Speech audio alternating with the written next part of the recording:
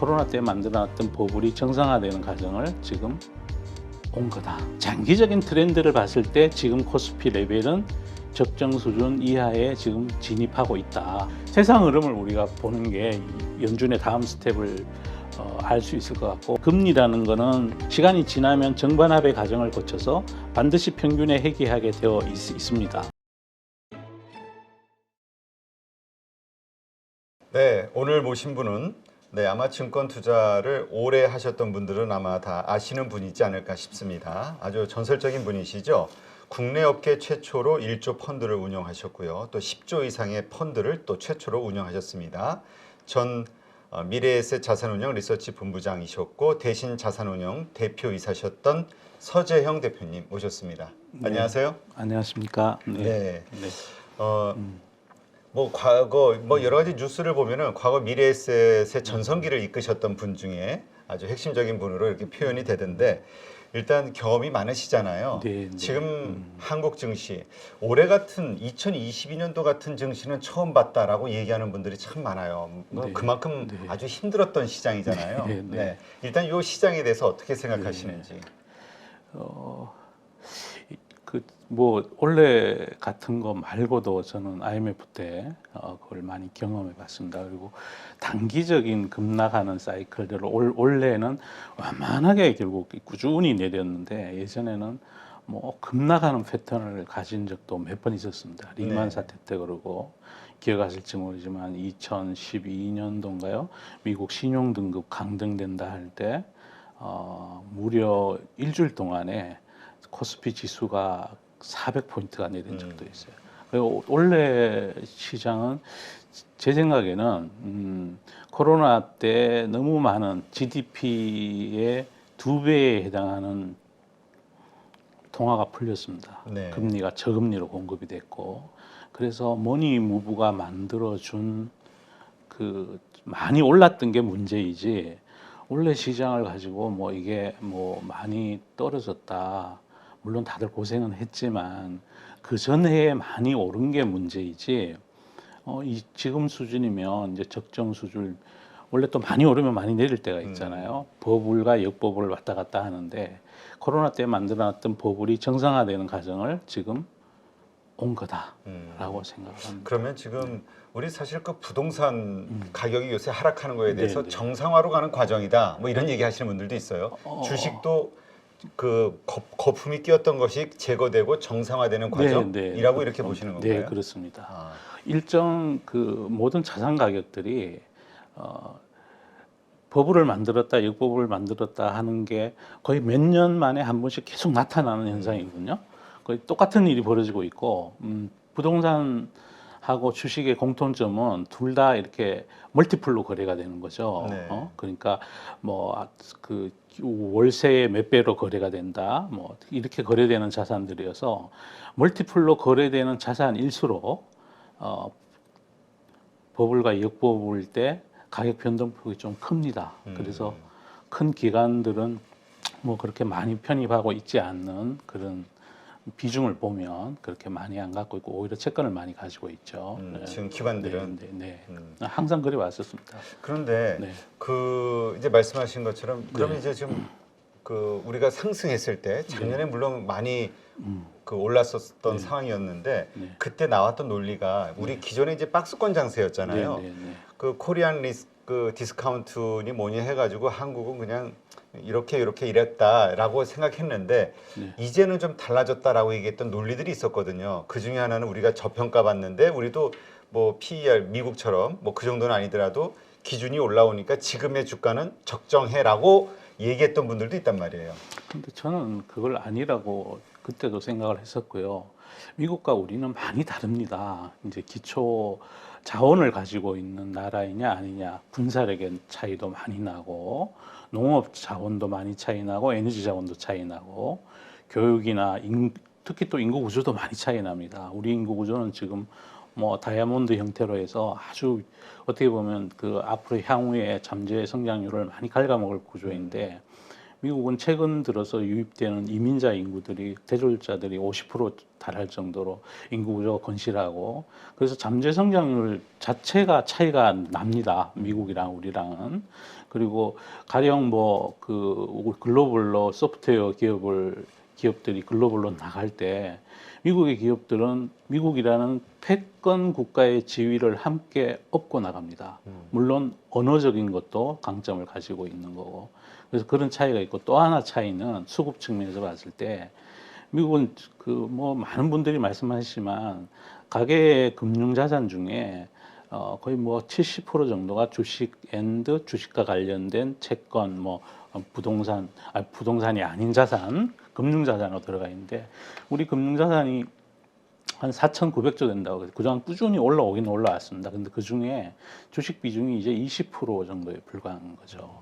그래서 우리가 동학개미, 서학개미 운동하고 그렇게 표현했지 않습니까? 근데 그 부분 중에서 일정 부분들은 서서히 올랐어야 되는데, 서서히 편입을 했었어야 되는데, 어떤 그 약간 감기 같이 그냥 이거 없으면 큰일 날 것 같아. 그래서 막 따라 산 것들이, 부동산은 더구나 장외 시장이니까 더더욱 그런 현상을 더 심화시켰고, 주식 시장에도 너무 급작스럽게 단시간 내에 너무 많이 사버린, 그게 일시적인 그 가격의 상투를 만들어 놓은 거 아닌가.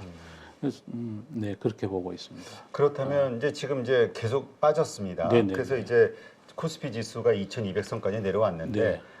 그러나 이제 우리가 이 정도면 너무나 싼 거 아니냐 이렇게까지 생각하시는 분들도 지금 늘고 있거든요. 네네. 그러니까 바닥에 대한 네. 그러니까 우리가 거품은 이미 많이 빠졌고 그 오히려 제 가치도 인정을 못 받는 가격 아니냐라고 보는 분도 있고, 또 한쪽은 지금 경기 침체로 이익단이 줄어들기 때문에 기존의 가치가 좀 더 하향 레벨 다운이 돼야 된다. 그래서 아직도 좀 더 내려가야 된다라고 보는 분도 있어요.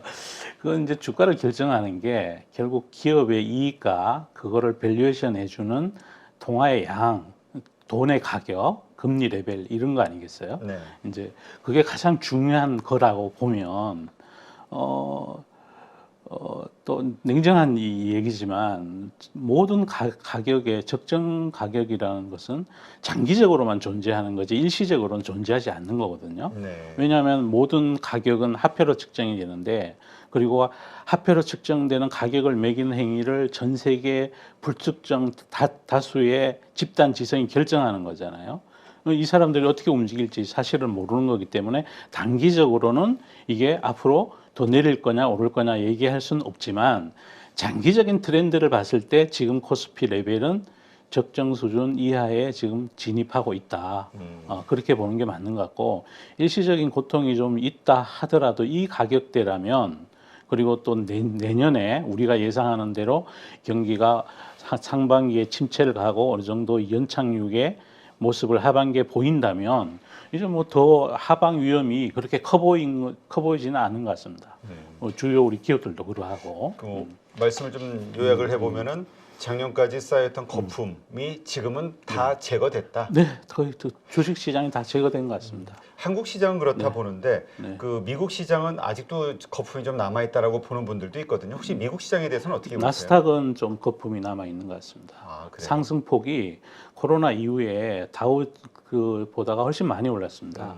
원래 주식시장도 어제 마감된 미국 시장을 보면 하락폭이 다우지수는 1년간 그냥 이렇게 반올림해서 대충 이거 외우기 쉽게 10% 떨어졌고요. S&P는 20% 떨어졌고 나스닥은 33% 떨어졌습니다. 네. 1, 2, 3 이렇게 떨어진 겁니다. 근데 그 이유가 너무 많이 이제 그 유동성이 만든 미니 버블이 있었다는 걸 반증하는 거고, 그게 과거 거래되는 밸류에이션 레벨로 지금 해기돼 가고 있는데, 거기에 지금 많이 아직도 위에 위치하고 있는 게 나스닥이다. 근데 나스닥이 또 나스닥은 심리가 많이 지배하는 시장이거든요. 그렇죠. 아무래도 그 돈도 잘 못 벌지만 기대감을 있는 네. 주식들이 많이 있잖아요. 그러니까 금리가 나스닥 향배에 굉장히 중요한 영향을 미치기 때문에 심리가 지배한 시장이 나스닥의 시장이 그 성향이 좀 많기 때문에 금리 동향에 따라서 또 많이 안 내릴 수도 있습니다.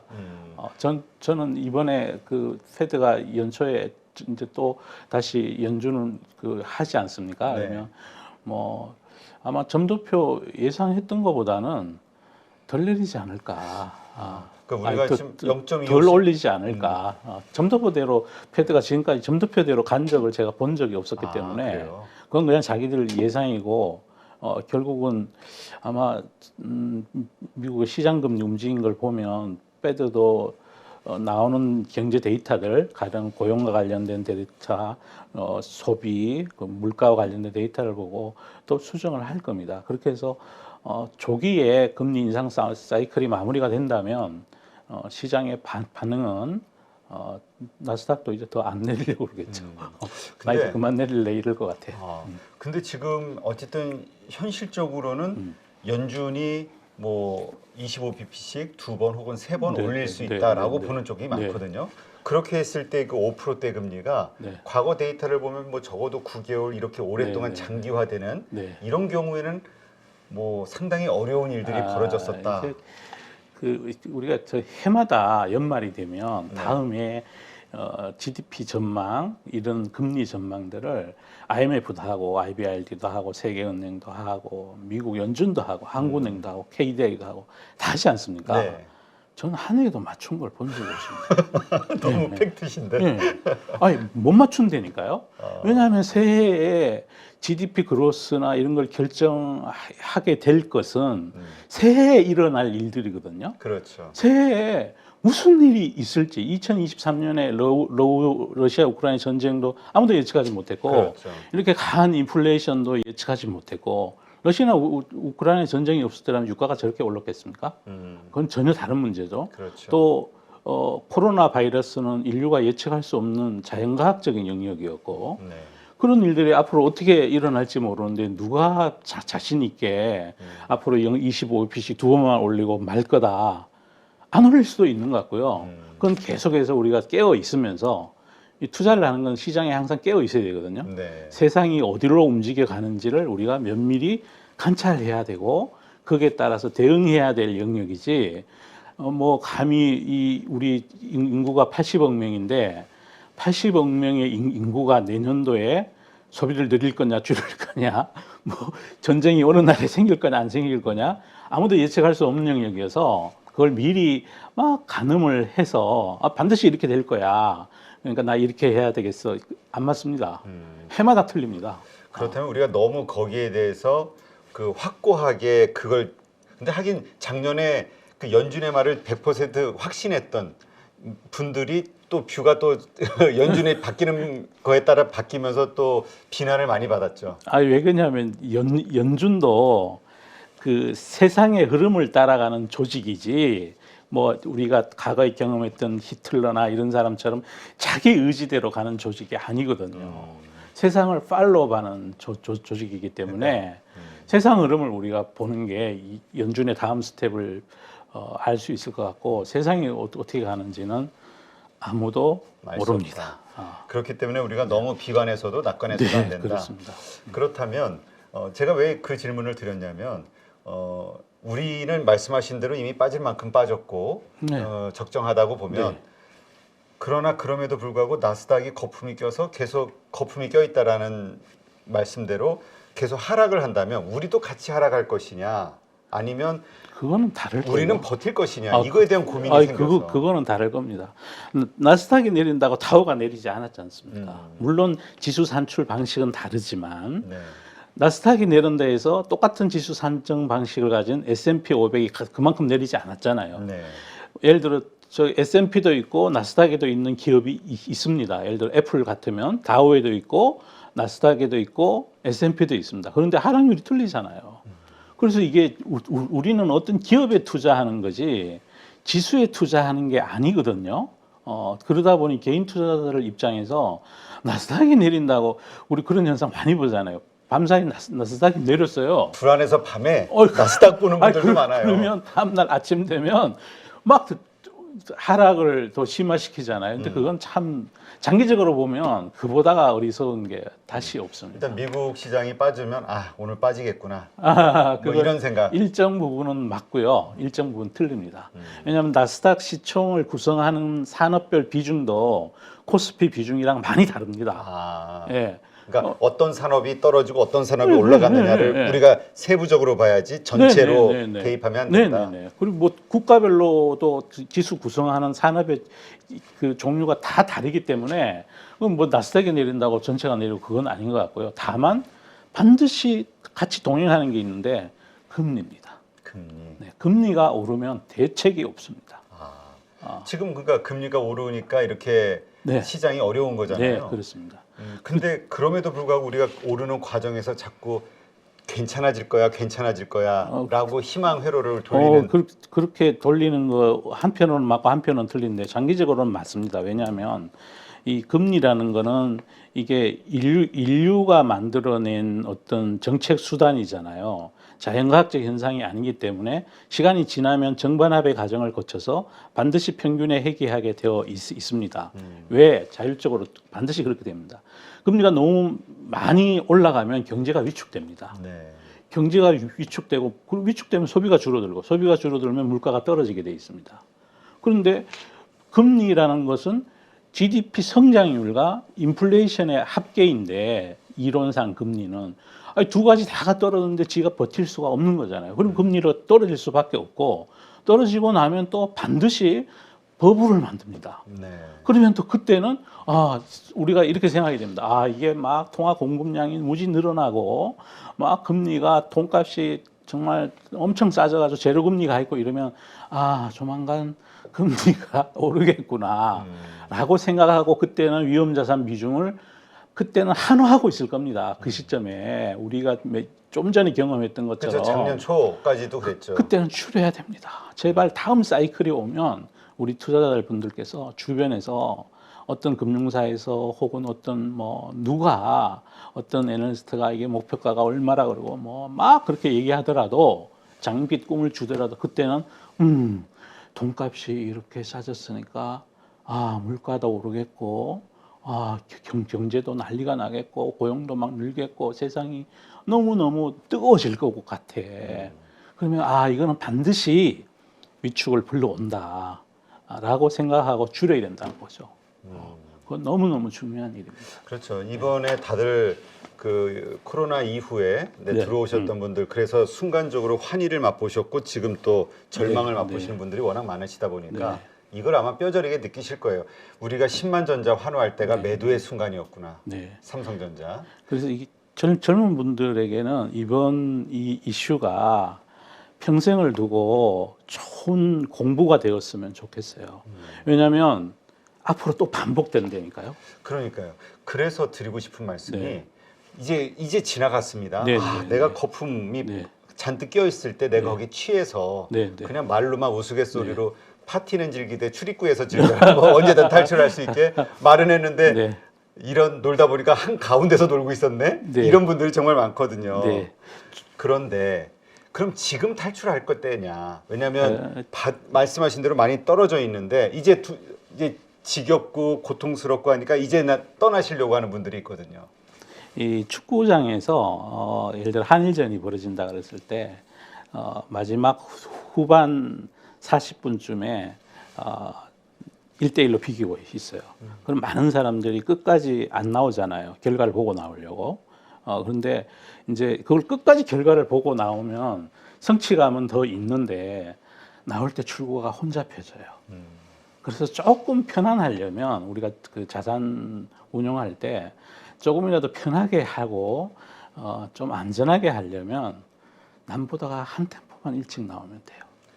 근데 우리는 그 얘기는 욕심을 더 벌 수 있다라는 그 욕심을 벌어야 된다는 건데요. 그래서 매도가 너무나 어려운데 사람들이 주식을 사는 거는 욕망과 결합이에요. 쉬워요. 너무 쉬워요. 그리고 막 군중들이 몰려갈 때는 막 아무렇게나 투자해도 돈이 막 불어나요. 그럼 주위에서 계좌 인증 올라오고 막 유튜브에서 누구 돈 벌었다고 인증 올라오면 사람들 미쳐요. 옛날과 달리 옛날에는 SNS가 없어서 남의 성공을 훔쳐볼 기회가 없었는데 요새는 SNS 때문에 타인의 성공을 다 볼 수 있게 됐어요. 그러면 막 없는 사람도 자동 대출 마이너스 통장 받아가 투자하게 되고 이게 부러움의 확산 속도가 엄청 빨라진 세상에 우리가 살고 있는 거예요.